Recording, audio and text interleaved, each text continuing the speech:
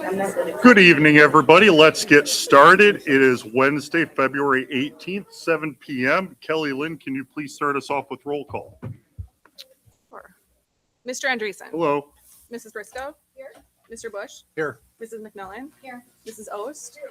Mrs. Tunney. Here. Mrs. Zielinski. Here. Thank you. Let's go with Pledge of Allegiance. I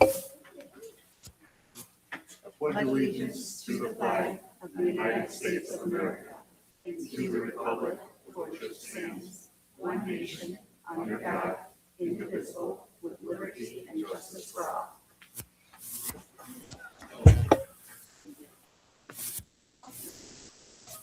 Did you want to get started?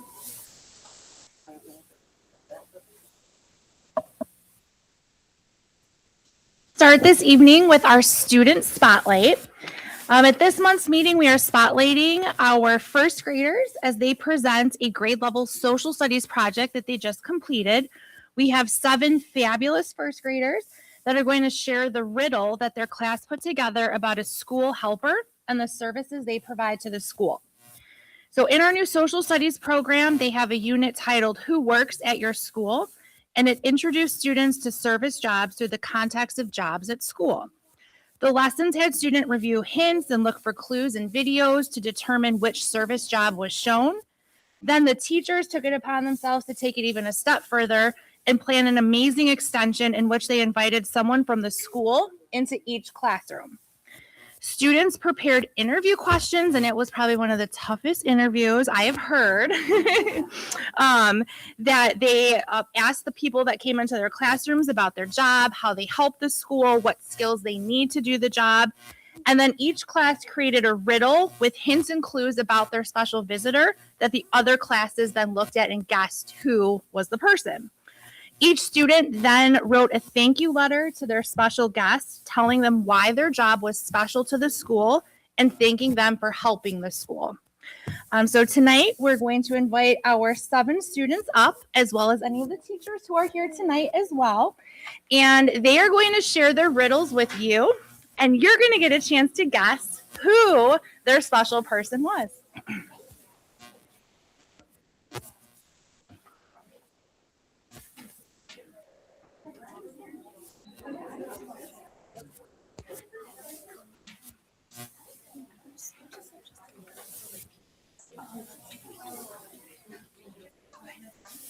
All right.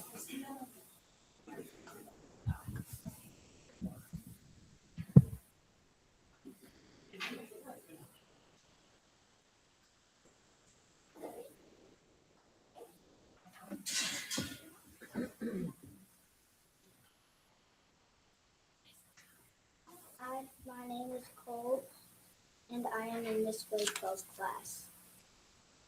I choose this job because I like to be around kids.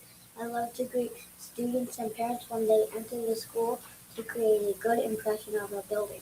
What skills do I need? I need to be very organized and orderly to make sure we know what guests are in the school at all times. I must answer phone calls and check plans in and out of the school. I also must keep track of dismissal changes. Who am I?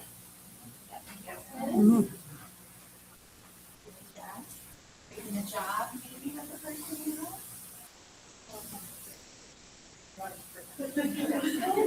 It's one of the most important. It's one of the most important jobs. I know who it is. Yeah. I think it's Mrs. Patel. All right. Am I right? You want to tell us who it is? Mrs. Curtil.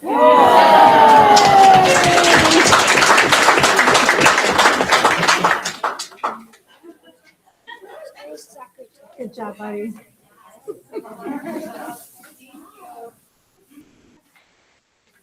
Hi, my name is Connor.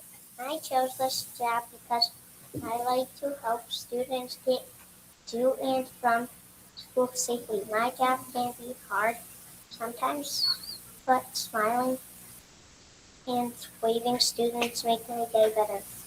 What skills do I need?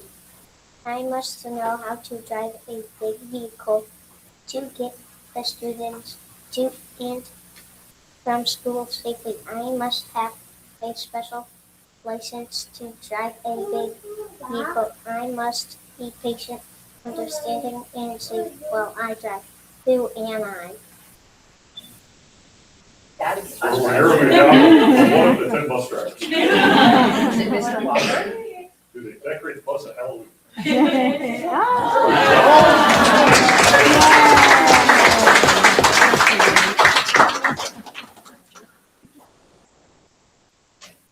Hi, my name is Maya Borma and I'm in Mrs. Sorrell's class. I chose this job because I like to care for students and make sure they feel well while at school. And make sure that our students are okay when they bump their heads, feel sick, or need to take medicine. What skills do I need? I must know how children's bodies work, how to give them medicine, how to use tools like a thermometer, stethoscope, and computer, and to give students hearing and vision tests with steady will and on. Most importantly, I must know how to talk and relate to kids so that they feel safe and comfortable when they are with me. Who am I?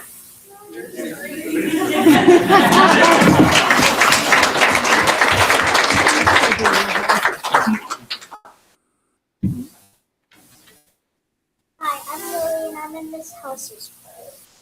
I chose to do this job because I like helping kids learn and talking to people. What skills do I need? I must listen and collaborate with principals, teachers, and Board of Education and community members to make good decisions for our school.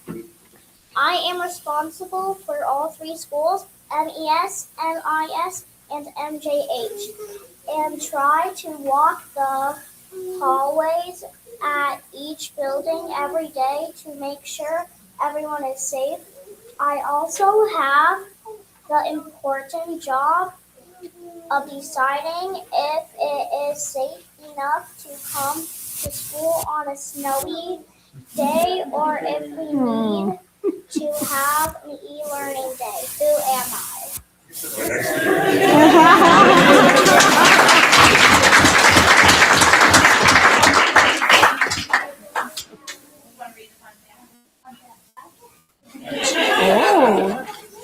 Fun fact, did you know Mr. Gurney has over 25 Smurfs in his office?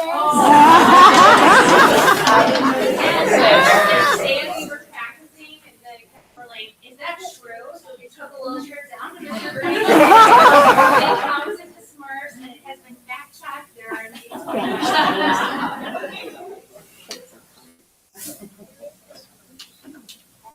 Hello, my name is Chris and I am in Mr. Roscoe's class.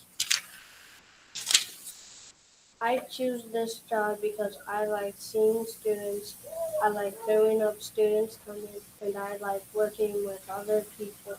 What skills do I need? I must order food, I must make the menu, I must make schedules. Who am I?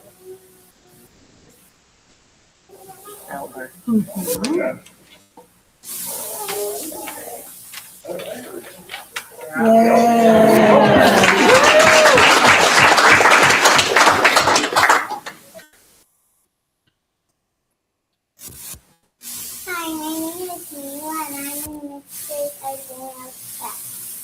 Why did you choose this job? I choose this job because I get to work out all the in the sports. I also enjoy working with teachers and being involved what they teach students. What skills do you need for this job?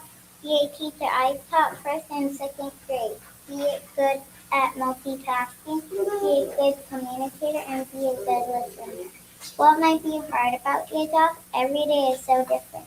I don't have the same routine. How could students help you at school? Be the best students you can be. Who am I?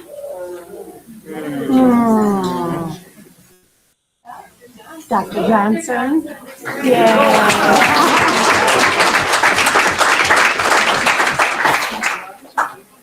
Hi, my name is Logan, and I am from Miss Macy's class. I chose this job because I like to keep things neat and orderly. I care about safe environments, and I want the buildings, people, working, and learning to be clean and shiny. What skills do I need? I must check floors, walls, and bathrooms to ensure they are sanitized, and I must order the correct supplies to get this job done. I also must hire and manage people to make sure they are doing their job. Who am I? Lord Dr. Shaw. Oh, nice. Very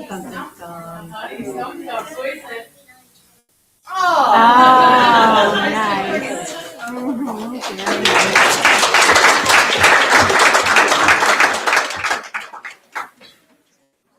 Yeah, so if you guys all want to come down to the front, the teacher will, we have some music boxes for you as a thank you for coming out in your hard work, and then we'll take a picture. Okay?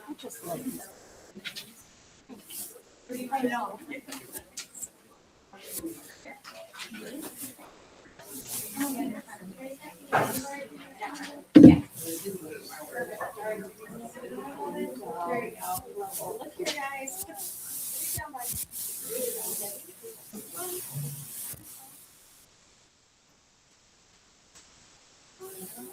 Look at the audience. Just got a little bit of a right there. Okay.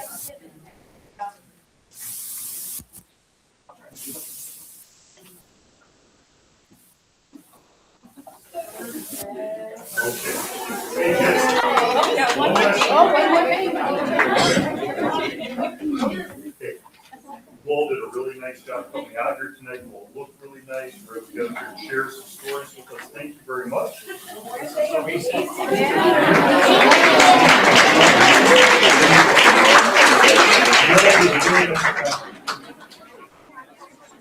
Before you come out, so I would like for us to give a round of applause to the teachers for coming up with this project.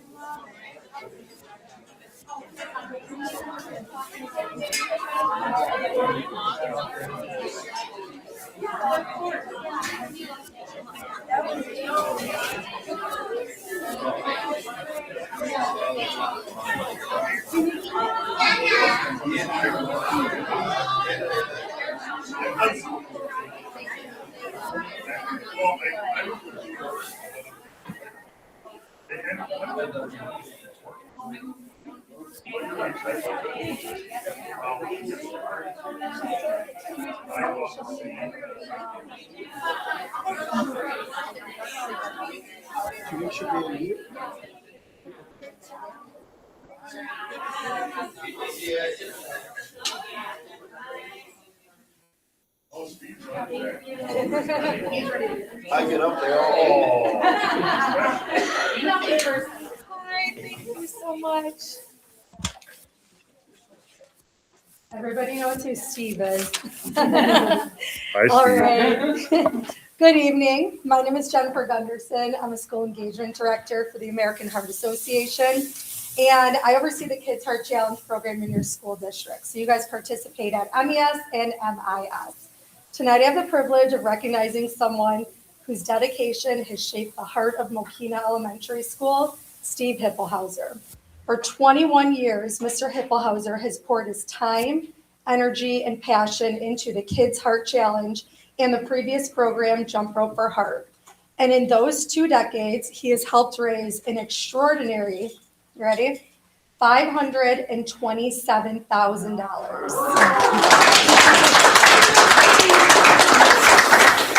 That's not just a number, that is thousands of lives touched, educated, and most importantly, lives saved. Last year alone, he led MES to a record-breaking $47,697 raised, and this year he followed with nearly $44,000 more. MES is also the #1 school in the state of Illinois. Last year as well, they were. These aren't just fundraising milestones, they're a testament to the culture of generosity and community he has built here. At the American Heart Association, we like to talk about what our why is. Why do you work so hard spreading the word of heart health, and who is our why? Mr. H has a very special why that he shares with his students, making his program so much more impactful.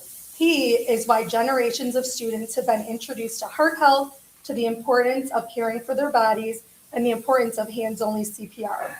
The Kids Heart Challenge has become woven into the fabric of MES because of him. From art projects to the beloved Mokena cards to Christmas trees decorated with heart heroes, he has turned this program into something that kids really look forward to all year long.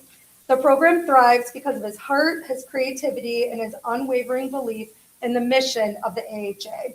And it thrives because of the incredible support of the MES staff, especially Ms. Kelly LeGrand, Mr. Brian Murray, and of course, Principal Chorley. The team of educators is hard to beat. Last year, Steve even convinced Kelly to wear a giant inflatable duck costume, and she did it with a smile on her face. Steve, your impact reaches far beyond the gym or the classroom. You've built a legacy of kindness, health, and community that will continue to shape students long after they have learned these skills. Thank you for giving so much to the Kids Heart Challenge program and an amazing 21 years with the American Heart Association. This is just a very, very small token for us to say thank you for how many years. And it's not just the dollars, it's really the lives that you've saved and touched. So thank you so much. We appreciate you. And I'm going to miss him very dearly. He's been amazing to work with. So thank you all so much for supporting the program. He's amazing. Ms. Shorley, would you mind grabbing? It's great. Thank you.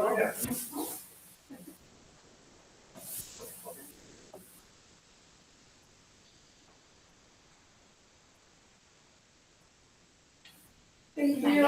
Yeah. Thank you.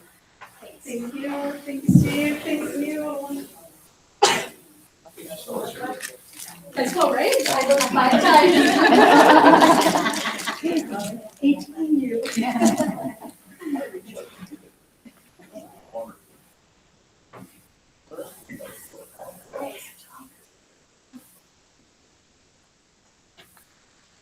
All right. So as many know, I'm part of the education team for Honor Flight Chicago. I'm not only one of their volunteers, I also help run their climb group of our teams that are involved with Honor Flight Chicago. Our mission is to connect, inspire, and educate on our senior war heroes and get their stories known before we lose them.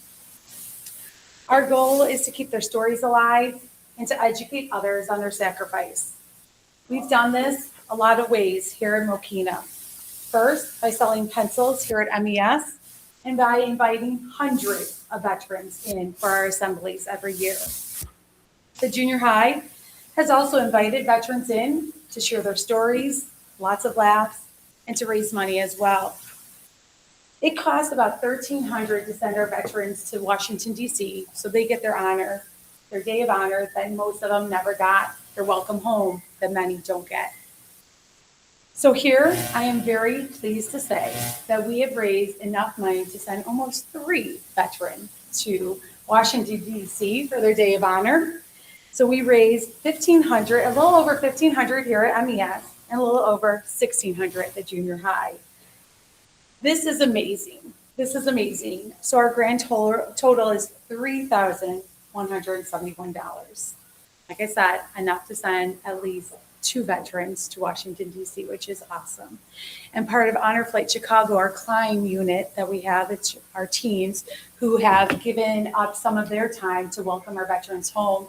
My son is a senior, will fly, so he'll be recognized to fly with our vet this summer, which is amazing. So I have 2 banners, one for MES and one for the junior high to say thank you from Honor Flight.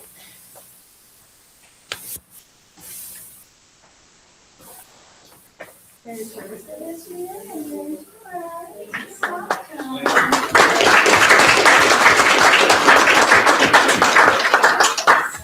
we get a picture?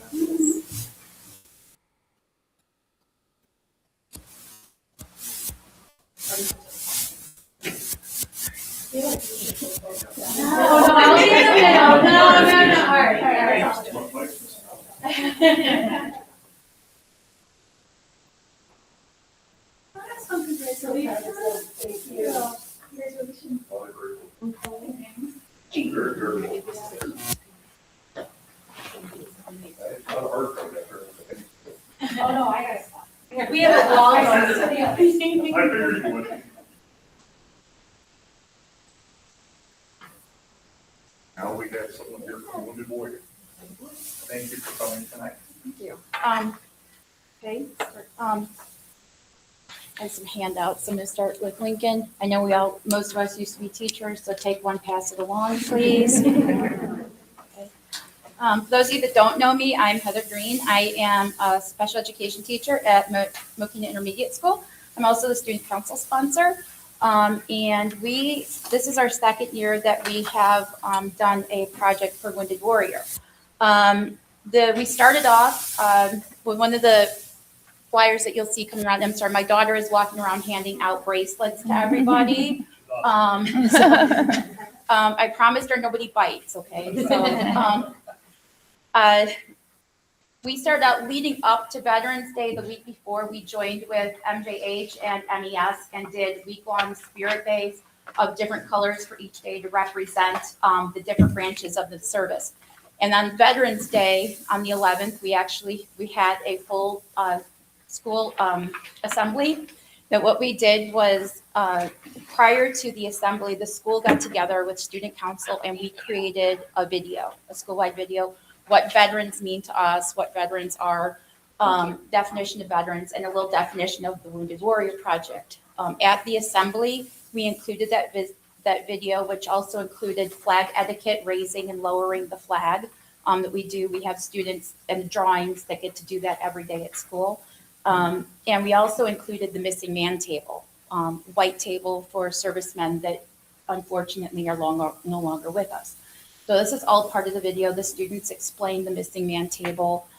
If anyone would like a link to the video, just email me and I'll share it with you. And so this kicked off our campaign once we talked about what veterans were, selling things through the student council through all of our lunches. We sold pencils for patriots, bracelets for bravery, and stickers for service. And that's one of the flyers that you have that has that. We posted those along. We also had a QR code to the Wounded Warrior website that linked directly to our school so that any funds that were raised through that would go to the same account. The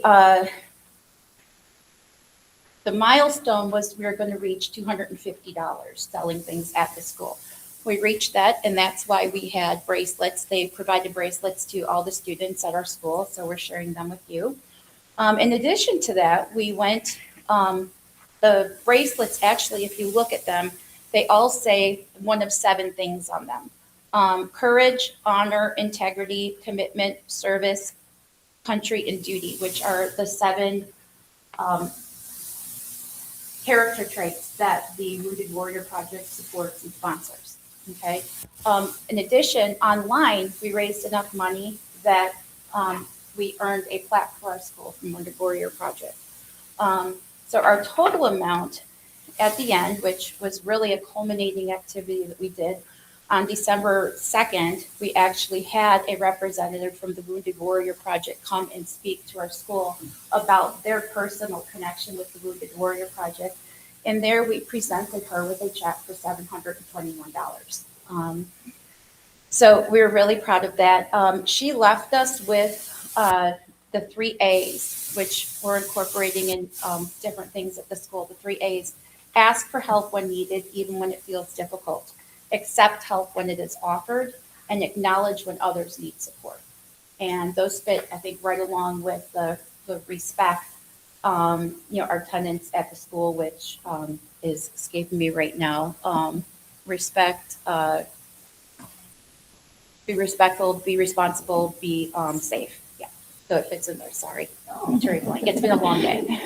So that is our project with the Wounded Warrior Project, and we're going to continue to support them in the future. Thank you. Thank Should we get a picture? Yeah.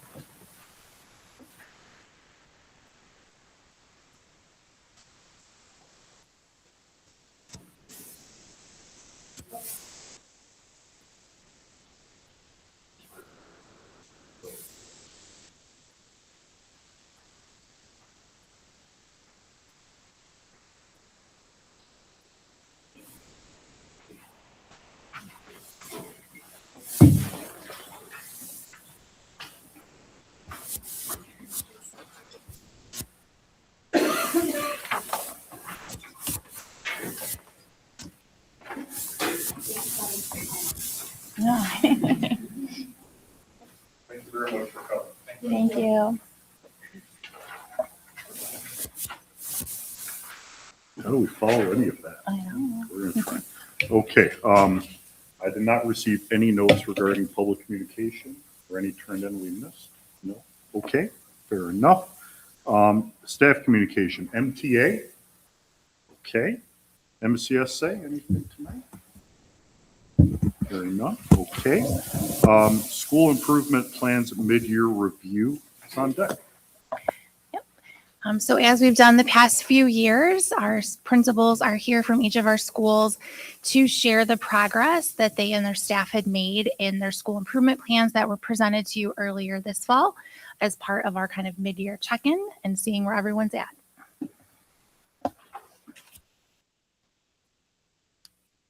Okay. Mokena Elementary School has the honor of going first. We have two goals. We have one goal that is around, centers around our writing accomplishments at MES. This is our third year in year 3 for this goal, increasing writing proficiency. We have really done a great job as a school implementing this goal. So we wanted to increase our writing proficiency as evidenced through the end of unit assessment rubric and report card data. We had a lot of action steps, which we have, if we haven't already accomplished them, we have started them. So during grade level team meetings, we created success criteria for each of the module rubrics. That helps make sure that we are all looking for the same evidence when we're grading students' writing work. And our instructional coaches have been really supportive in helping our grade levels accomplish that. We are reviewing and analyzing the rubrics ahead of the module for that very same reason, make sure that we're all on the same page. We are currently working on providing students with student-friendly rubrics or checklists to help them with student clarity and expectations heading into the module so that students know what they're focusing on, what skills they're working on.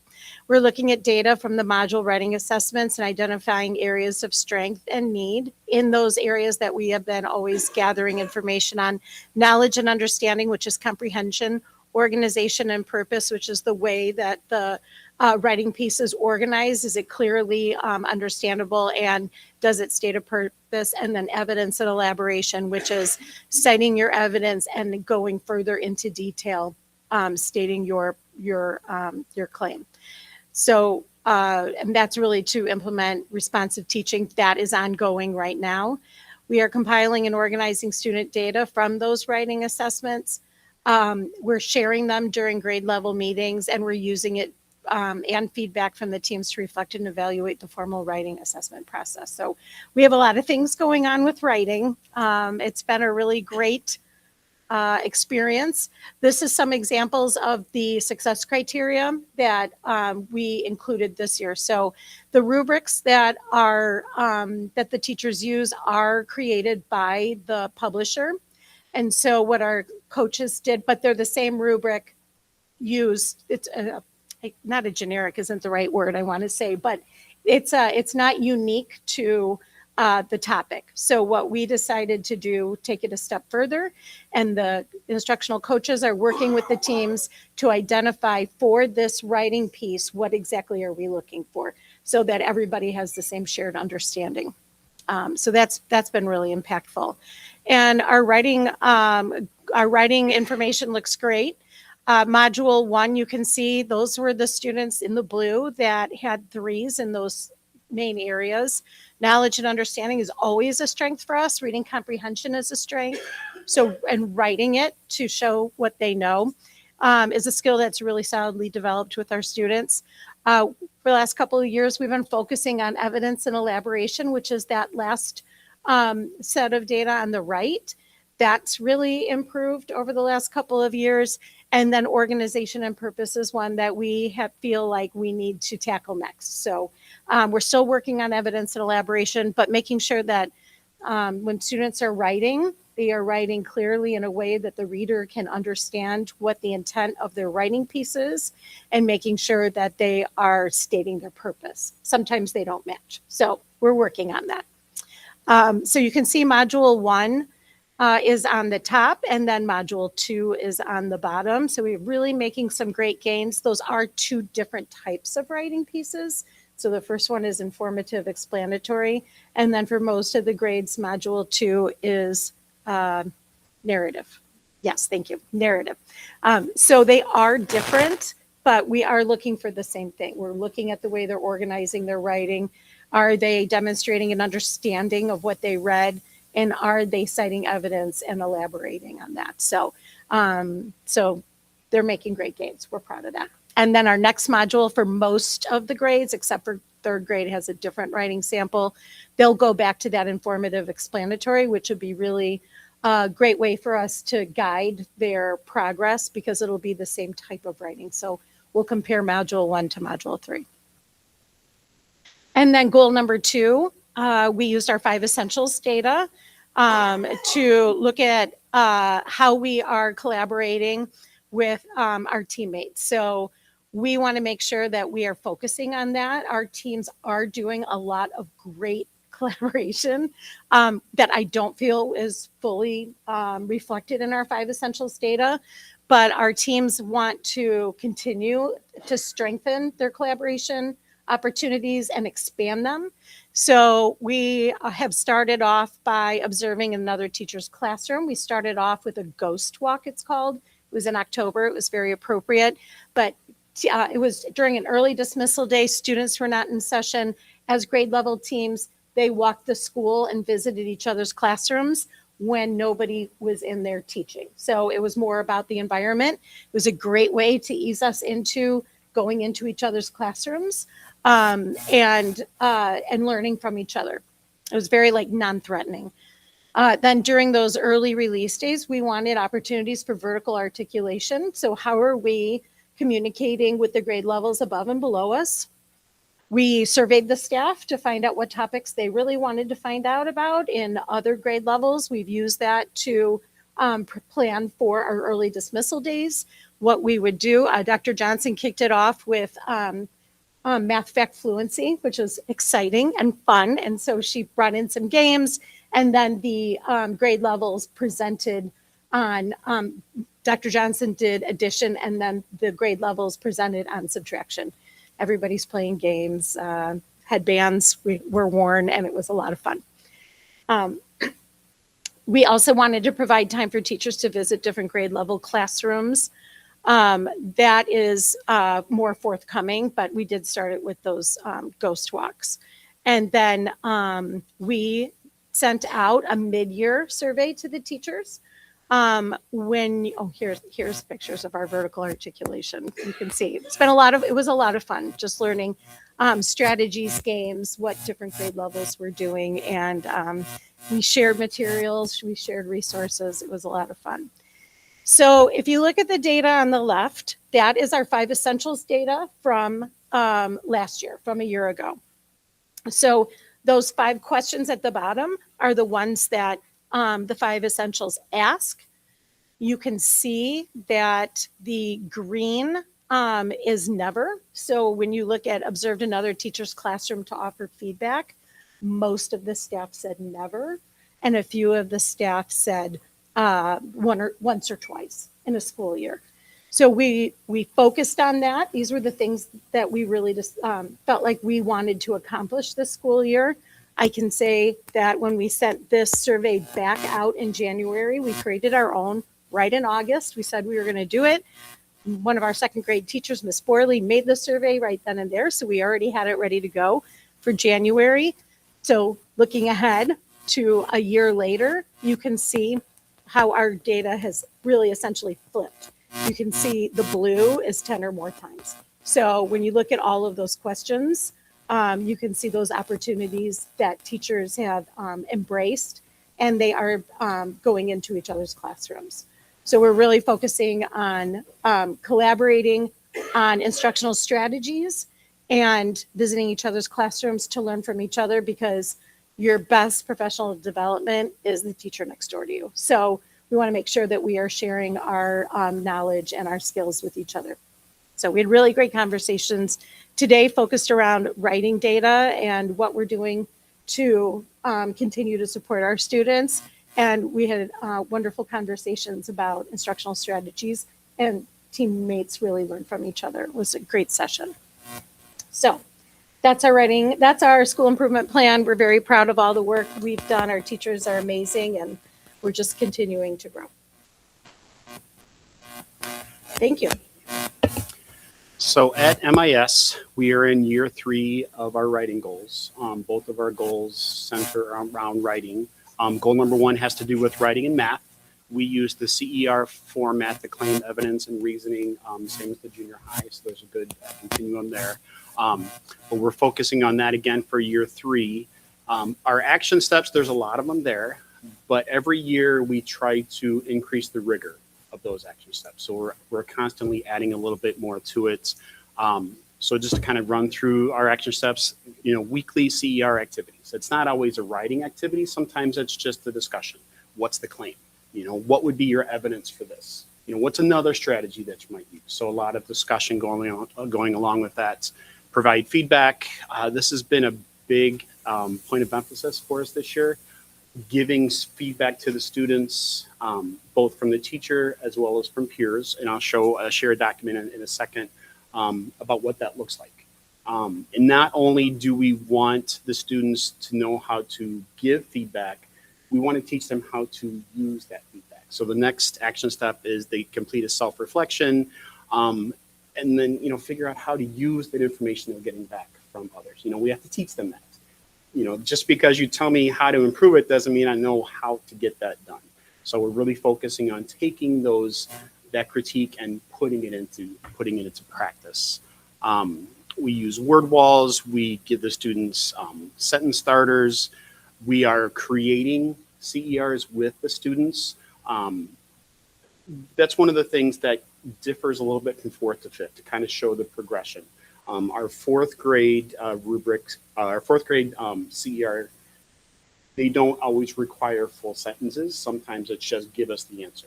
As we move to 5th grade, it's more, you need to give that to us in a full sentence, capital letter, punctuation, grammatically correct. So there's a natural progression. So we're really trying to boost that up. They're creating the exemplars together. One thing that was kind of neat that our teachers just did is they created a good example of what a CER response might be, but they used boring language, so to speak. So the students had to go back using those word walls. They had to go in and replace words using the mathematical terms. So they really had to search for them. They had to use their glossaries. They had to use the word walls. So it was really a great exercise in students searching for better vocabulary. And it was fun to watch because it was like a scavenger hunt. They're trying to really make it a better writing piece. We collect data quarterly, and then we analyze the data weekly, actually at our team meetings, our content meetings. So they're constantly going over the CERs. What can we do different? How can we, help the kiddos progress? So we're currently working on all of this. It's all a work in progress. These are just 2 examples. I know it's real small wording up there, but this is the structure that we're using for the kids right now. On the left is the 4th grade. The right is the 5th grade. Again, there's that natural rigor increase as we go through using, more vocabulary, using full sentences. The 5th grade is asking for 2 different strategies. They have to show 2 different ways to solve the problem. So there's a natural increase in the rigor as we move through this. For data, this is for 4th grade, looking at our fall scores to our winter scores. So the fall is blue, the red is winter. You can see there's an increase in scores. The evidence piece basically was the same. So that's what we're really going to be focusing on for the next month or so, making sure that the students know those strategies. They're working on those strategies and able to explain what the strategies are. The reasoning has always been a little bit lower for us. So that was a point of emphasis all of last year. It continues again this year. We did see a good jump in that throughout our CER, as well as IER. We saw a good jump in that as well. So that's going to continue to be a focus. And here's our 5th grade scores, fall to winter. Good jumps across the board. So our fifth grade teachers are always thanking our fourth grade teachers for giving that good basis, so that we can build on from there. So we're very happy with our CER progress this year.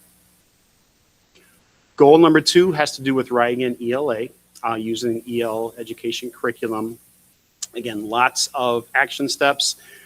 It's a lot of the same stuff that we're using for math as well as ELA. We're trying to keep it as consistent as we can so the students see the writing across both content areas. It's pretty much the same.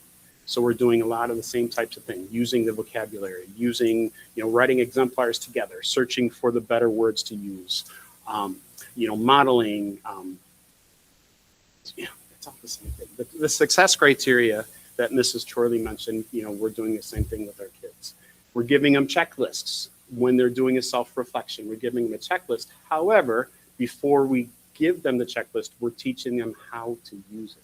So we're doing it as a class, and then we're allowing the students to use it for themselves. So we're doing that explicit instruction to help them improve their own writing. Self-reflection is another big piece. As I mentioned before, just because you give them, critique or they reflect on it doesn't mean they know what to do with it. So we're really focusing on, okay, this is the suggestion. This is how you're going to put that into practice. So we're really focusing on that self-reflection, working on taking that feedback and improving your writing across the board. And then again, collecting samples and looking at it frequently throughout the quarters. That's just some examples. The picture on the left, the top left, those are just our word walls, lots of definitions, and those are changing depending on what module they're in, what unit they're in. The academic or the domain specific vocabulary changes frequently throughout the year. The middle one there, that's how we have discussion. So it's just how to talk to a classmate, how to ask them a question, how to give a suggestion without trying to sound not nice about it. And then the one on the far right is the peer critique. We call it our star and our step. So when we give feedback to our peers, we give them a star, something they did well. And then the step is something that they can improve on. And it could be anything from focusing on vocabulary, focusing on sentence structures, focusing on grammar. So our teachers can change the focus of the peer critique, but we're still using the same form. We're using that same form both for ELA and math, so the students are seeing it across the board, so it is becoming just commonplace for them to pull that out. The other thing that I like about this one is at the bottom, it's kind of hard to see, but it says be kind. So that's something we're also working on. We want to give feedback, but we want to make sure it's accepted and we're just doing it in a positive way. So our writing, this is year to year. We've been doing EL education. This is actually year 3. This is year 3. So I only have 2 years of data up here. Last year, we changed our rubrics. We went from a 3-point rubric to a 4-point rubric, and the numbers didn't necessarily match up. Now we have 2 years of 4-point rubrics, so it's easier to compare the numbers. So this is from 24-25 is the blue, and then the red is this year. You can see how our first writing sample, we've increased across the board. Our kids are doing very well. And thank you, Mrs. Choi, for that. Teachers. And then for 5th grade, same thing. Writing across, across all areas, it's just everything's increased, and we're very happy with the progress of our kiddos. Mr. Chorley mentioned the 3 areas across the bottom: reading connection, organization and purpose, development, and elaboration. Underneath those 3 categories, there's lots of state standards. For example, for our 5th grade, we have the 3 areas, but there were 9 state standards underneath that. So some of them fit together. This is one way, though, we can compare different writing genres using the same structure. So very happy with what we're doing. Teachers are doing a great job. Very impressed with our kids. All righty. We'll move right on to the junior high.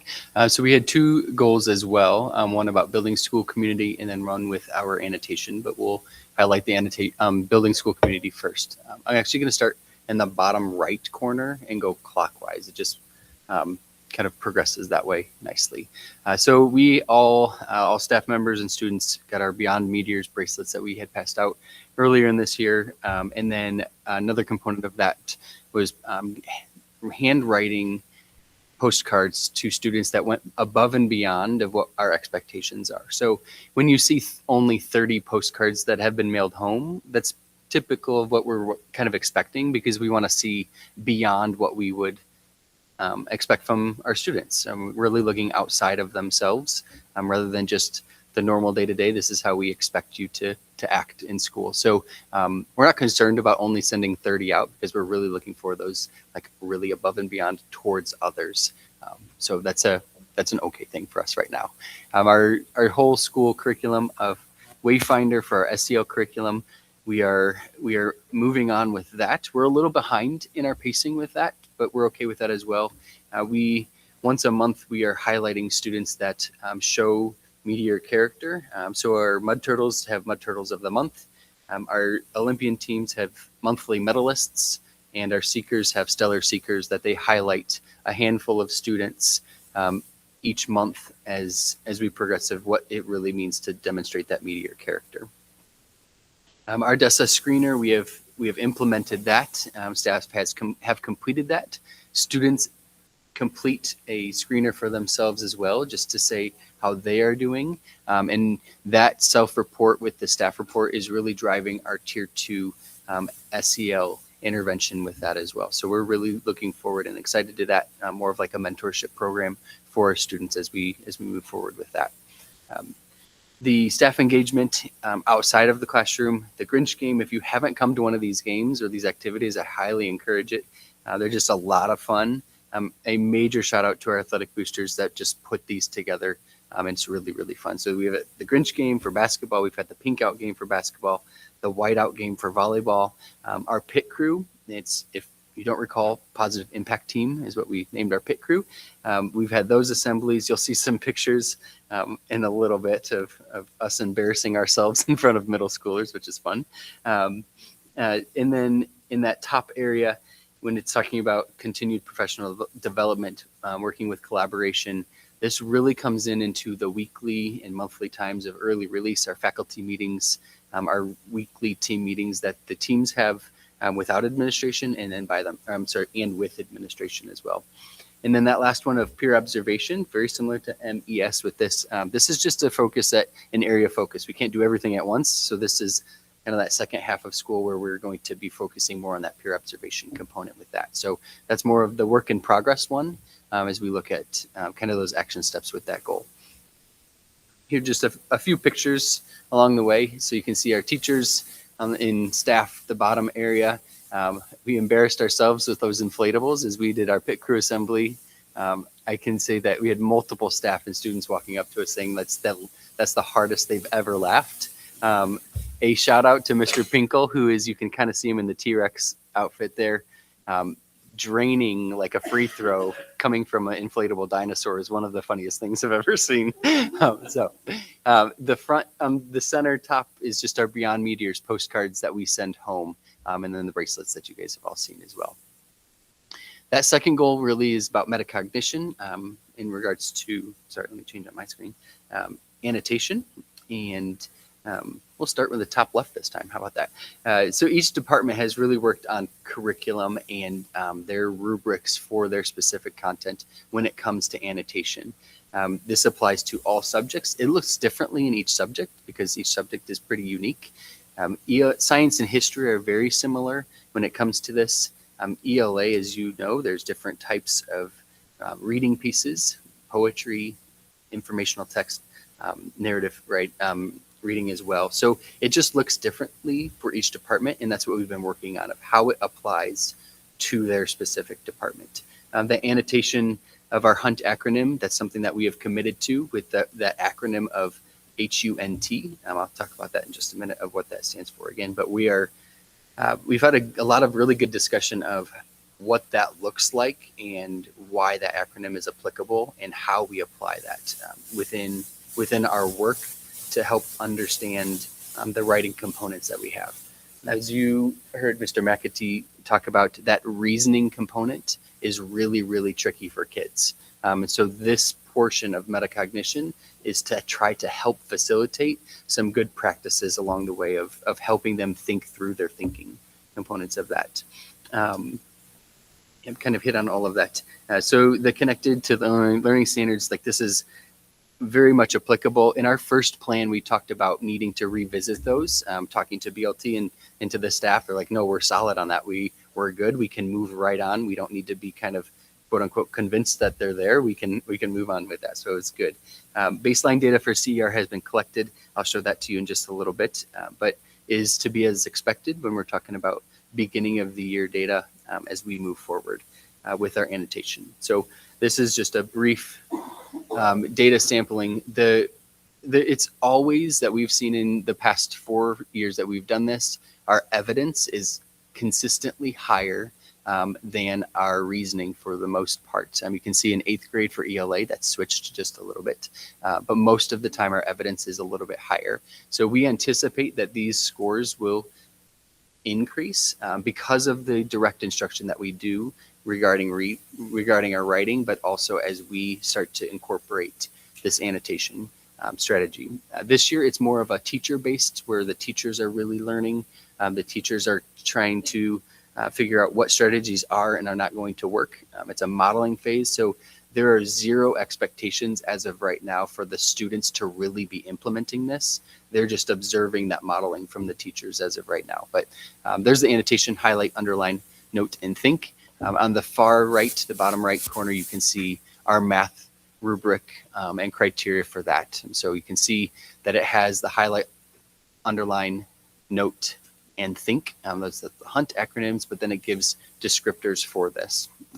Just so that you guys are aware, this is a rubric for internally. We will never grade kids on how they annotate because it's a tool and a skill that they are working with. So it's not really, it's a background product that we're kind of working with to have a final product. So it's more of an internal thing. So you'll never see an annotation from this component going into like the grade book or anything. So it's great. The staff is running with it. It's a lot of work to try to figure out how to best utilize this tool with students, but we really do think it's going to help in the long run of helping them think about their thinking. So, any questions regarding this?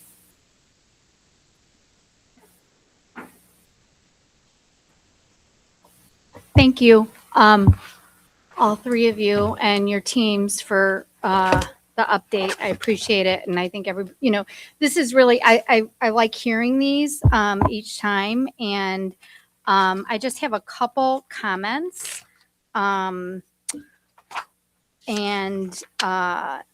okay. So first thing is, these, in my opinion, just since I've been sitting at this table the past few years, have really leveled up in the past couple years compared to when I first saw them, and even before I became on the school board, to what you guys are presenting now. I really like how the data is there. I like showing the progress from one period to the next. I think it's important that's what we have to look at, right? That's how you prove that it's progress. It's not just words, it's data. And in many of these goals, you are able to demonstrate that progress. Not all of the goals have the data points. So I would just encourage you to try to figure out how to find those data points that can demonstrate the progress. And the goals that are from one year to the next, year 2, year 3, showing the data from every year to where we're in year 3 and we're looking back how far we've come since year 1, right? Showing that entire timeline, I think would be really great. And I had a couple questions on, Mrs. Trolley, I just wanted to clarify. I don't want to put you on the spot. I just want to make sure that my Just to clarify, understanding is, Kelly, just to clarify, sure. we're going to have comments for the presentations, and then any questions can be sent to me. And then Okay. I'll have the principals speak to those questions, and then we'll send them back to the board. Sure. So here's my comment. I'm looking at page, let's see. I'm looking at MES goal number 1. And my understanding is that instead of comparing year to year, this is a comparison of the progress made between the same year and one module to the next. And so I guess I don't want to, that wasn't a question, so thank you for, but, okay, so my interpretation is right. So I guess my only further comment then would be to, do we have data to show how module 1 compares to prior year module 1, module 2 compares to prior year? I don't know if that's relevant or if this is sufficient.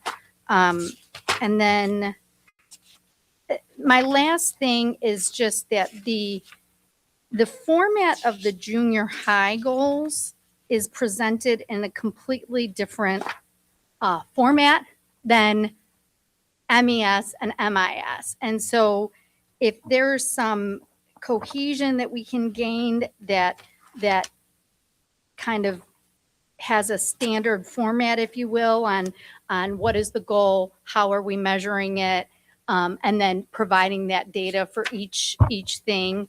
I think it would just be easier for everybody to understand. But I really want to just commend you on how far you've come with these goals, how much you're drilling in on the data and pivoting as necessary, and the progress that's being made. So thank you. Just for an additional comment, I really appreciate all three of you presenting tonight. We've changed the format a little bit. We've got a presentation in the very beginning of the year, and we got mid-year, and then June we're looking forward to. I appreciate also that, we look at our students as learners and people that can kids can provide their responses in different ways. So we've kind of gone a little bit away of being all kind of the same, and I actually appreciate that. So we'll continue to work on this together. But I can't thank you enough for your presentation today, all three of you. I only got one thing. Complacency is not what we're in the business of doing. You guys are always getting better. You're helping our staff. You're helping the kids. And no matter how good we're doing, we're never getting complacent. We're always moving forward. And thank you.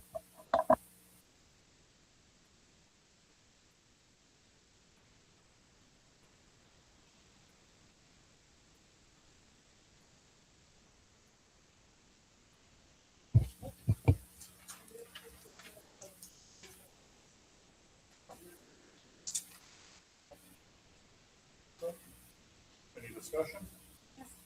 Go ahead.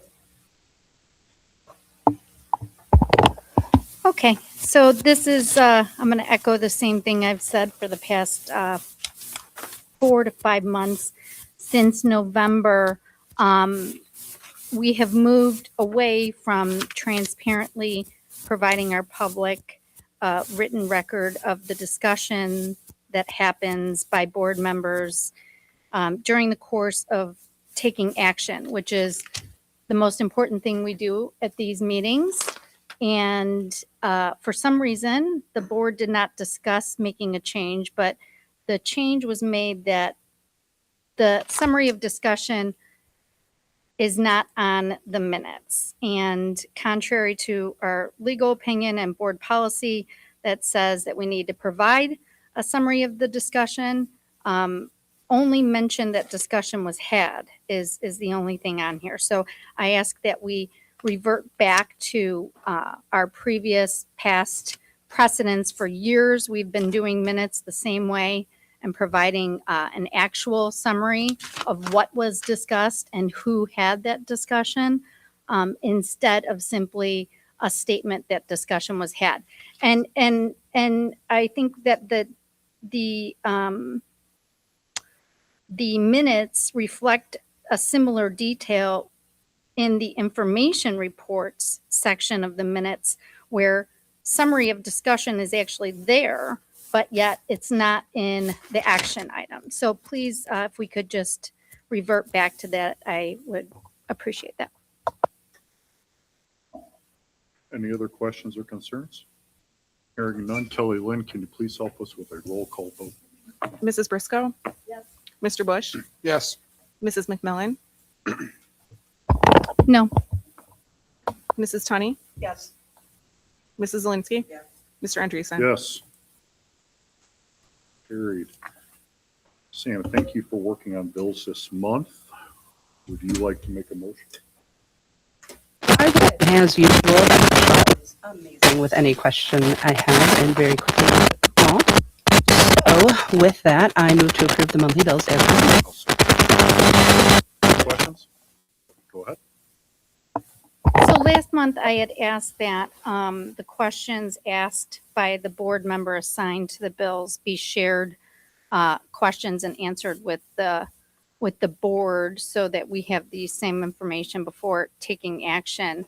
I didn't see that shared prior to the meeting. Can you do that now and share what questions were asked and answered? Actually, I can't because I don't have them in front of me at the moment. Not really something we all agreed to, so that's why I didn't. Kelly, So do you- respectfully, it has to be will of the board to agree on doing something like that. So I'm confused. So what I'm asking is that, so basically we have a board member that is assigned to review the bills and spends time with our administration on asking questions with regards to what bills are on the table to be approved by the board. This is an action taken by the whole board. Our policy is that questions asked by board members are shared amongst the entire board so that no one board member has information that the rest of the board members do not have. Last month, I had asked that happen, that whoever is in charge of reviewing the bills share the questions that were asked during that time and what was answered so that we could be all with the same information. I heard no objection. So do we have board members that are not willing to share information on what was asked? In all fairness, that's not the discussion at hand. The discussion at hand is everybody, for the record, everybody can see all the bills. Everybody gets them. Every month, one person is assigned to take extra time to look through them. If they had any major concerns, I would trust that a board member would share that with the rest of us prior to the meeting. I have not received any concerns regarding that from any board member in recent history regarding the bills at all. That being said, we're not talking about board policy or changes to that at the moment. That's not the action item at hand. Action item at hand is to approve monthly bills. Hearing no questions or No, concerns. I'm sorry. I regarding did them. have a question. I do have discussion, and it is on the action item. The action item is approval of the bills. I'm asking for the board member that was in charge of approving the bills to review, to share with the rest of the board what questions, this is relevant to this, In all what fairness, questions the were answer- asked on this. Well, you recall no questions that you asked or what the answers were? Is that the answer? Kelly, I don't have them in front of me. Like I said, You we didn't don't- all agree to this. It's something that you said you wanted. We didn't agree to it, so it's not done yet. So you're unwilling to share anything at this If point? that is how you would like to twist my words, that is your prerogative. Nothing will be shared at this point, I think is the answer. So I guess we'll put it on the agenda for next month. Do we need action to get board members to share information that they're getting in questioning the administration? The board members are all receiving the exact same information. I did not receive the information that Sam got on answers to her questions. That's my Your point. Board packet contained all the information for the bills, as did all the other board members. What I'm saying is I Got didn't it. get the answers. I did not get the answers that she received. I do not know the questions that she asked, and those answers and questions were not shared with me or the rest of the board. It's not the prerogative of the board to judge another board member for the questions they may or may not have had during the bills process. Our process, our agreed upon process is that when board members ask questions pertaining to the packet, that those are shared with the board. And they are. They aren't, because she had questions that were not, the answers and the questions were not shared with the board. You saw the bills. Do you have any questions that you were concerned about? Because none of that was I shared could prior to not that. ask the questions. She had the questions. She was supposed to share the information. And I feel like, so do we need to put this on the agenda to get the board to vote on information being shared with the other board members? Is that what needs to happen? not what we're discussing right now. The bills, for the bills. That's what we're The bills discussing. were shared. Sam spent time with Dr. Shaw. It appears whatever questions or concerns they had met both of their shared agreement. I heard no issues regarding, hey, we really need to pay attention to this. Therefore, I believe whatever questions she had were effectively satisfied. And I will trust that because it was her job to take care of this month, as it will be someone else's next month. That being said, everyone has had a chance to share at this point. I would like to move forward with the roll call vote, please. Mr. Bush, Yes. Mrs. McMillan, No, information is not being shared amongst the board. There's board members that are gaining information to action items that is not being shared with the rest of the board. We appreciate your opinion, but that's all it is at that point. Mrs. Tunney, Yes. Mrs. Zelinski, Yes. Mr. Andreessen, Yes. Mrs. Briscoe.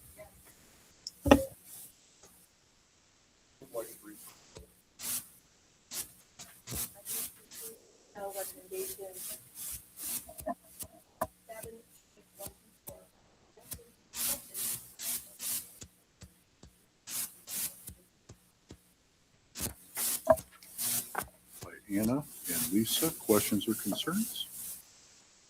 Hearing none, please move forward with roll call vote. Mrs. McMillan, Yes. Mrs. Tunney, Yes. Mrs. Zelinski, Yes. Mr. Andreessen, Yes. Mrs. Briscoe, Yes. Mr. Bush. Yes. Move to approve consent item agenda 6D, 1 and 2 as presented. Second by Sam. Questions, concerns? When three, there's three on the consent agenda, You is know that what? right? There is a typo in the consent agenda, therefore I will change that motion to, I move to approve consent agenda items 6D, 1, 2, and 3 as presented. Sam, would you like to Still second that? seconding. Thank you very much. Questions or concerns? Hearing none. Kelly Lynn, please help us out. Mrs. Tunney, Yes. Mrs. Zelinski, Yes. Mr. Andreessen, Yes. Mrs. Briscoe, Mr. Bush, Yes. Mrs. McMillan. Yes. Who would like the next one?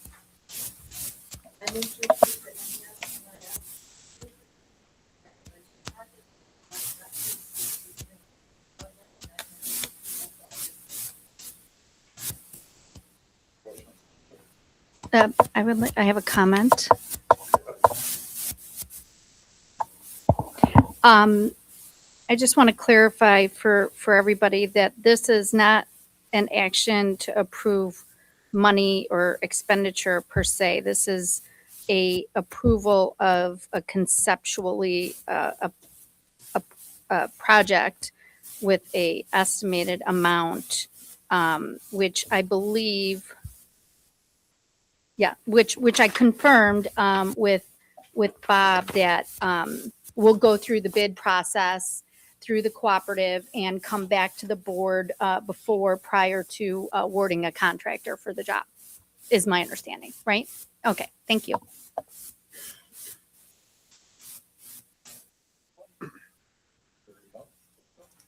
Mrs. Tunney, Yes. Mrs. Zelinski, Yes. Mr. Andreessen, Mrs. Briscoe, Mr. Bush, Yes. Mrs. McMillan. Yes.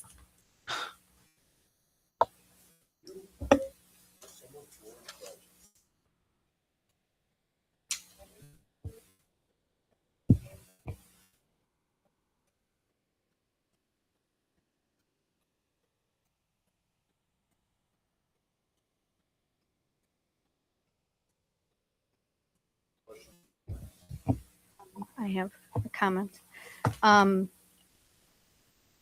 So this again is just issuing an RFP, which would, I interpret this as it's still going to come back to the board to approve a contractor once the RFP process. Okay, thank you.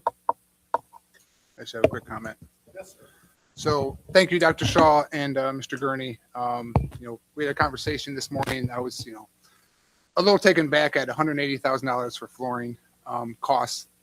That's quite a bit, but we had a good conversation, I think. And to Kelly's point, this is an RFP. At first, I was kind of concerned. It has multiple steps to it. in the sense that $180,000 is for all three schools. There's an alternative potential as well for some stairs at MJHS as well. But again, just to be clear, this is an RFP. This is not a legal statement that we have to do this project. So the thing that I got comfort on is that we need to solidify this dollar amount. It's a large number. That's just an estimate from our architects right now. So it could be 150, it could be 210. We don't know until we go through the RFP process. So I think that's important. The other thing I just want to note that I think is important for us to prove it tonight is to get that solidified number so that when we do analyze the capital plan next month, that we can have an updated number that's based on the RFP, not an estimate, so that we can then, when we analyze the capital plan, understand the merits of this project versus other projects that are in the capital plan that may or may not get pushed back because of this project, or if there's another project that warrants getting pushed up and this gets pushed back, we have actual numbers to do that. So I think it's imperative that we get these right numbers tonight, and then we can analyze it better next month. So thank you. Fair points all around. Thank you. That being said, anything else? Roll call vote? Mrs. Zelinski? Mr. Andreessen? Yes. Mrs. Briscoe? Mr. Bush? Yes. Mrs. McMillan? Yes. Mrs. Tunney? Yes. Thank you. I move to approve the memorandum of agreement in regards to Schedule D stipends for the collective bargaining agreement between the Mokena Association and the Board of Education. Second by Lisa. Questions, concerns? Go ahead. So this is more of a comment. The board gained a little bit more background information on the genesis of this MOU that I don't think is really incorporated in the document itself, why this is necessary. And it's my understanding that it's necessary because basically of the number of hours that these teachers are spending sponsoring the yearbook and generating the yearbook at each school, which I fully support, compensating, hours spent on things for our district.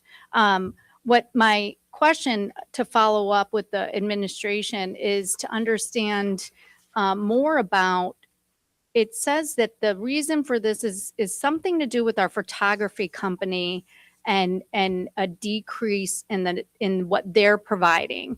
And so I would just like some follow up with the board on what the arrangement is with the photography company and why they are doing less than what they've done in the past, so that we understand what needs to happen with that. If they're doing less, how are we paying them? What is happening with that? Because now we have to spend more money, which again, I have no problem with compensating teachers for their time, but where is it coming from? What are we paying the photography company that we have a contract with? I would be interested to follow up on that, please.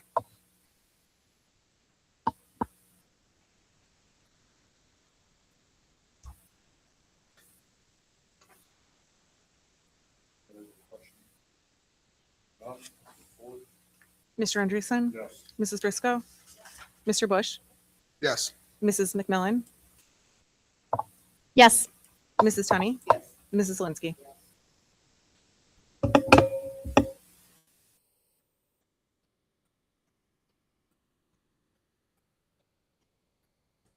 Second.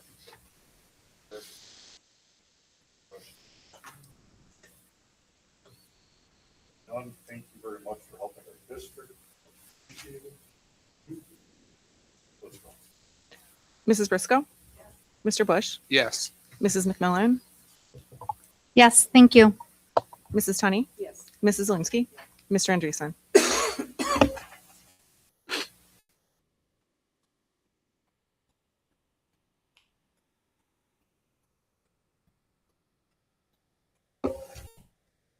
All right, so not much different than last month. We are still scheduled for our next finance committee on March 9th, which I pulled it up. We're going to do the 5-year financial projections, Fund 21 report, capital plan, student fees, architect and engineer as guest presenters, and committee structure update. Also, any of the interested applicants, I guess we'll use that word, for the 2 community seats will be invited to and hoped to be there, of course, for that meeting. That way they can see how it runs and I guess to see all of that before the final decisions are made. But anything I missed?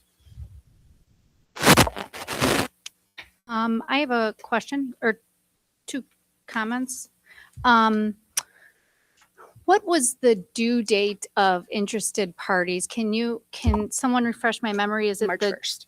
Okay, March 1st. So March 1st, anybody interested in any community member or parent can fill out this form. Have we made it available to community members? Mm-hmm. It was Okay. pushed out in a newsletter. It's been on the website, I believe. Well, the newsletter only goes to parents, right? Not community members? Or does that go to the community? Okay, so have we made this available to community members? Through the website. And March 1st is the deadline. One thing I noticed is there's no field for them to fill out their contact information on the form. So if you guys can double check that, I looked at it yesterday and there's no contact. I believe it's auto captured by with their email, but their contact information, their phone number, right? They have to sign into Google to be able to complete the form. The email is there. I have the 10 applicants that applied, including their name, email, why they want to be part of the community sector. So yes. Okay, so you're getting their email. Okay, and then so finance committee, and then the questions from the board members need to be in by Monday, the day of. Is that enough time to get that turned around with the Dr. Shaw answers? says yes. Okay. And then, okay, thank you.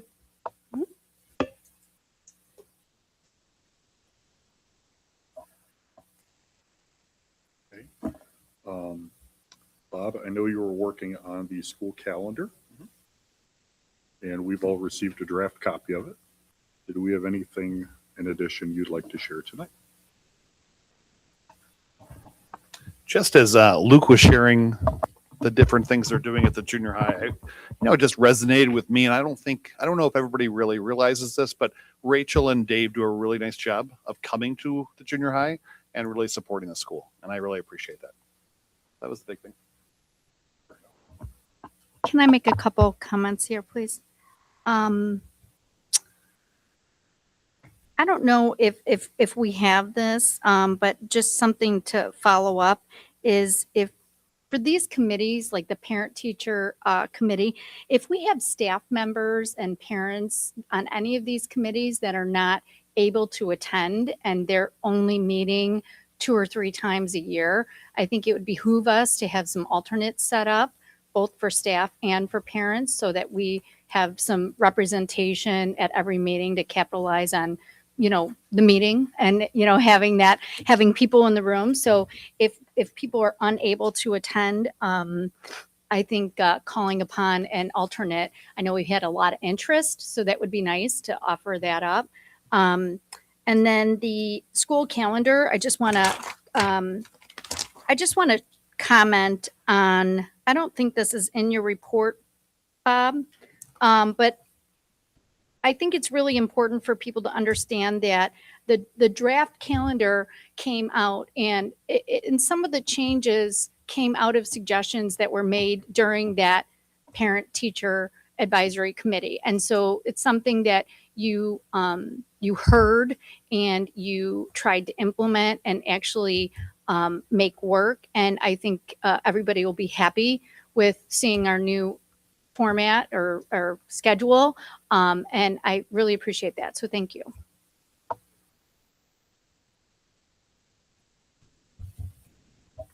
Dr. Johnson, anything you would like to add to your report?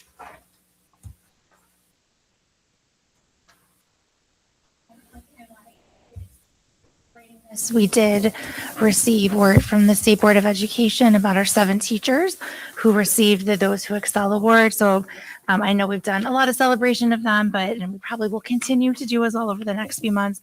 But I just wanted to congratulate Becca Cheney, Lisa Feeney, Danielle Zwabowski, Candy Williams, Sharon Youngblood, Erin Kelly, and Stacy Lavelle all that they do for our students. And then also congratulations to Sharon. See,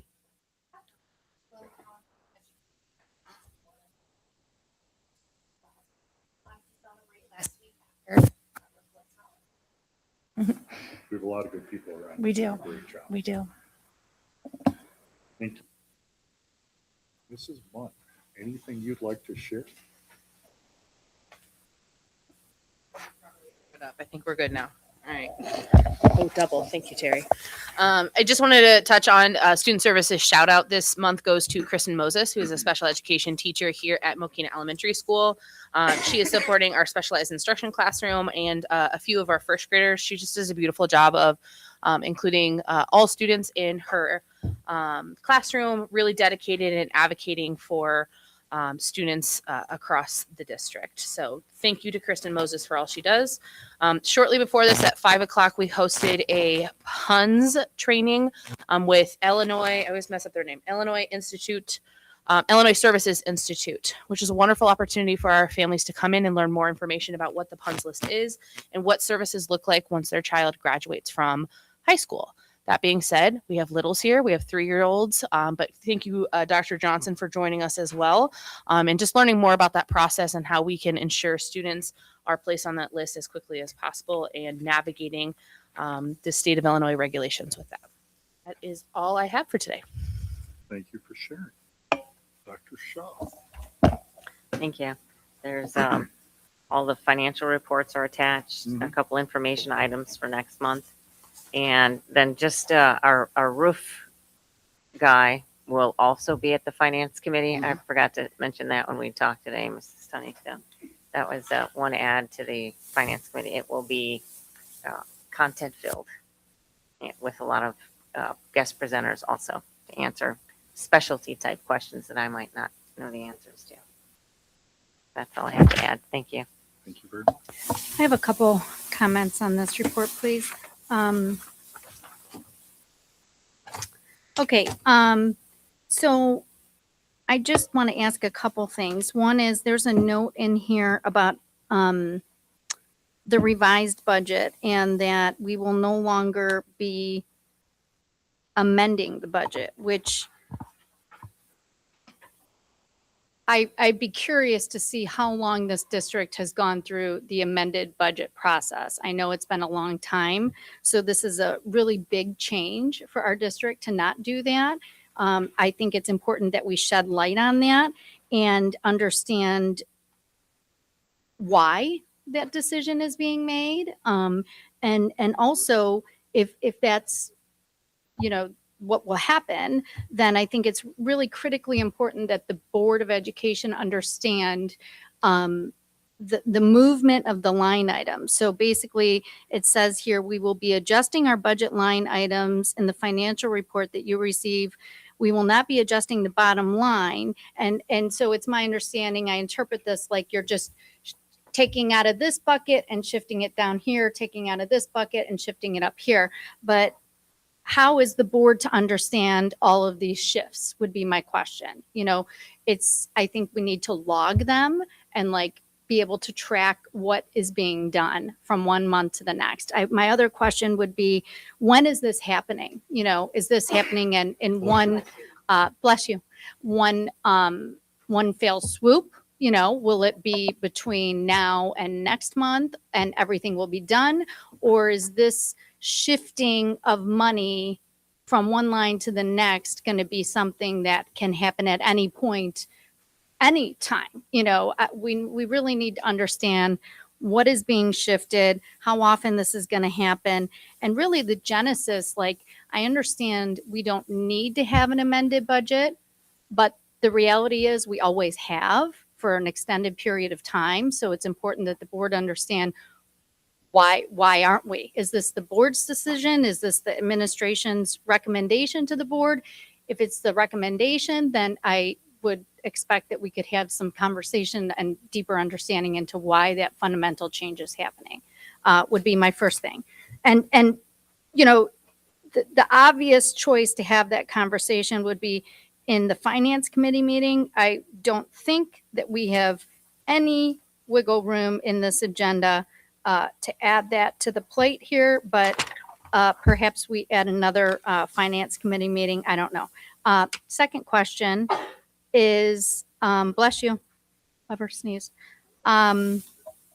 For things, this has been just kind of consistent through the years, and I just want to, this is a good example, this MJHS Front Circle Drive resurfacing. If we could, when we get information items like this, if part of the information item is to say when it was last done, I think would be a good frame of reference for the board to have on any, really on any project. If we're replacing something, when was it last replaced? If we're repairing something, when was it last replaced? The age. That's the second thing. And then the third thing is this ongoing custodian contract performance. So I appreciate here in the custodial report card, the board did not see the December weeks. And I really thank you for adding these so we can see the grades. There's a report card here in this report. The grades are not good. And this has been an ongoing thing. This is a new company we just hired. You know, we've had performance concerns, I guess. I don't know if that's the right word, but I'd hope that the board can get follow up from the administration on and these no responses. I don't know if that means that there's no school or why there's no responses on some of this report card. And those are my only comments on this one. Thank you. Terry, anything to share for financial and treasurer's reports? Okay. Lincoln, you're up. Good evening. So one of the biggest challenges we have in the tech department is with our phishing campaigns and phishing in general is getting staff members to report unknowns, right? And so what this means is they're not sure if it's phishing or not. Instead of just deleting it, we would prefer them to report it and let us use the tools we have to utilize to determine if it is a true phishing email or not. I went back since I started working here and looked through the history, which leads us to this month's recipient of the Real Champion Award and who's done this every year since I've been here, Brittany Hench. Thank you for keeping us safe and everything that you do. And that was all I had as an update. I know it's working. Hey, I got to pay more attention. Lincoln's going to start having fun with my email real quick. See if I can win that award. I don't know, but I see a lot of fun, happy people getting pictures taken with the little trophies. So, thank you very much. Thank you.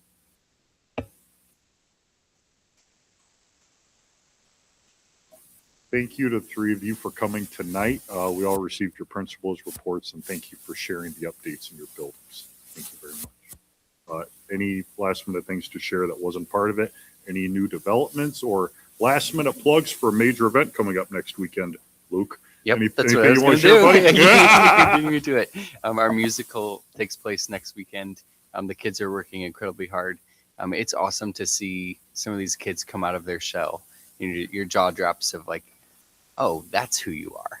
And it's so cool to see it. So I really encourage all of you to come out and see our musical Friday night or 2 shows on Saturday. So tickets are on sale. They're through, the link is in the newsletter. I'll push it out this week. So feel free to come out. I think that's awesome, and I wish them all the best. It's going to be a great show. A lot of kids working really, really hard. A lot of parents and teachers jumping in and making it a successful operation. Thank you very much. Can I make a comment, please? Thank you for these reports. And I don't know if the musical tickets, if that link is on our website at all, but that would be, something to put on there or advertise on the social media. But the only other thing is I was at this solo IGSMA contest. Is that a contest? I think it's a contest, right?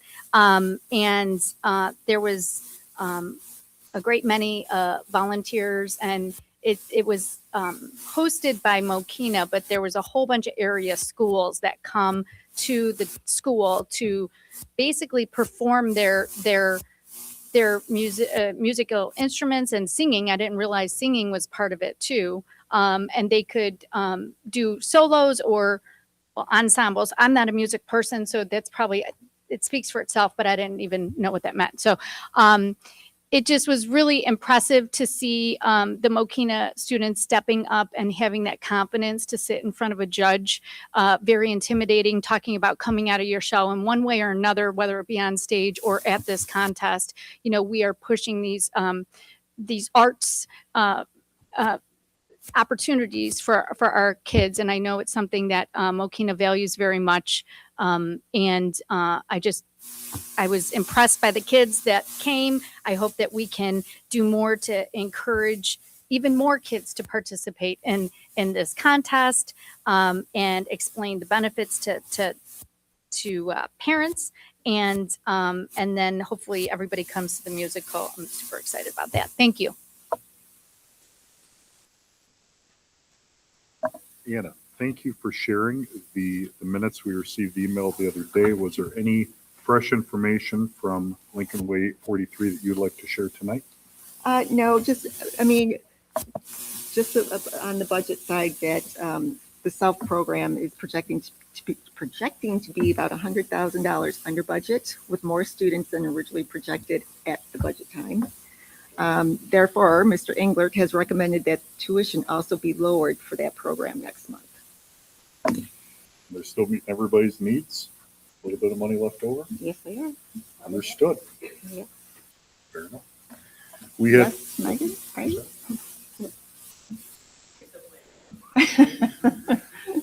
Hey, I'm glad the kids are getting everything they need and it all works. Wonderful. We had 3 FOIA requests. All have been asked and answered. That being said, items for the March 18th agenda, we will have some follow-up from the Finance Committee. We will have information about the RFPs that went out tonight. I believe we are voting on the calendar next month, along with the normal things we do in March. Those were the high-level things I could think of at the moment. More to be coming as we have it. For the good of Mokena, would anyone like to share something for the good of Mokena? I have one thing. I thought I should have brought this up earlier, but one thing that I think goes for the good of this district and really the good of Mokena is that 5 Essentials survey. And I know that you have sent that out, and communication goes out more than once to many layers, but everybody that could fill that out, that's goes straight to our state of Illinois school report card, right? Is that right? Part of it, right? And so if everybody could fill that out, the musical, I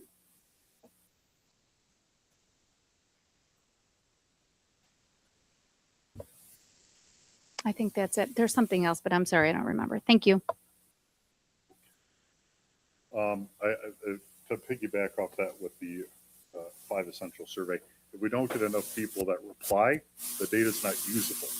I completed that on Saturday. It took 5 minutes, but it's very, very helpful. And we have, students that can participate, parents, teachers, etc. It really helps us understand how the district is performing. And it's all anonymous. It's all being analyzed. I believe it's University of Chicago. I believe it is. And if people could participate in that, I think it would be helpful. And thank you.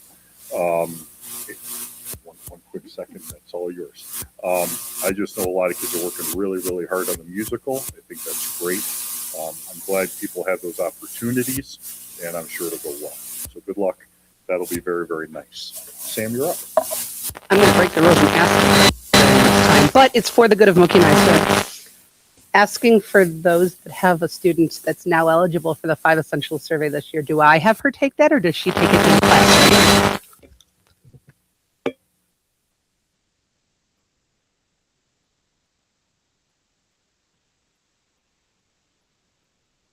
Students will take it at school. There's certain things that they need and like their state ID number. So we provide that for them at school. The only thing that parents need to worry about at home is taking the parent one. Thank you for asking. One for me and one for dad. Both of us take it. No. Dang it. One per household. Good thing I asked. Yes, but if you were to have like multiple students in multiple schools, Oh, you then need to okay. take one for each of the schools. So like you need to take 3. So that would be, or if you have, let's say 2 students at MES, there's a drop down to say that you're taking it. You have 2 students at that building. That all counts towards it. Thank you very much.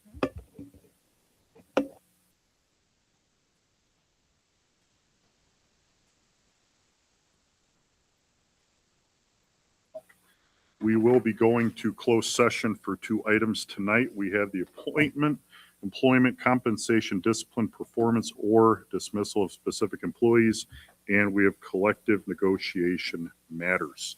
That being said, do I hear a motion to go to closed session at 8:35 PM?